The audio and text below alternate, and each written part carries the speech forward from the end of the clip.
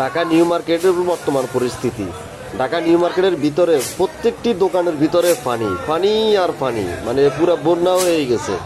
Dhaka new market নিচু এলাকা তো, তারপরও আল্লাহ পাক রব্বিল আলামিন যা করে আমাদের ভালোর জন্য করে এবং মঙ্গলের জন্য করে। আলহামদুলিল্লাহ, হয়তো বা আরও বিপদও দিতে পারতো। আল্লাহ পাক রব্বিল আলামিন হয়তো কম বিপদে আমাদেরকে পরীক্ষা করতেছে।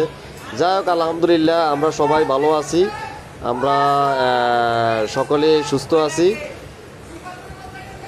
সুস্থতা হচ্ছে আল্লাহর সর্বোচ্চ নেয়ামত। আলহামদুলিল্লাহ ভালো আছি, কিন্তু প্রত্যেক দোকানের একটা দোকানও বাদ নাই, প্রত্যেক দোকানে কিন্তু পানি। এই যে প্রায় এক হাতের উপরে পানি ঢুকে গেছে, এক হাতের উপরে পানি ঢুকে গেছে। এই যে আমরা সবাই পানির উপরে বসে রয়েছি, কেউ হাঁটি হাঁটি ভিডিও করতেছি। এই যে অবস্থা, কোনো একটা দোকান বাদ। একটা রূপালী ব্যাংক আছে পাশে, রূপালী ব্যাংকের নিচে একতলা নিচে, ওদের কি অবস্থা আল্লাহ ভালো জানে। ওরা তো মানে পুরা কেসি গেট ই করেন না, তো আমরা ভিতরে দেখতে পাচ্ছি না, এর কারণে আর কি।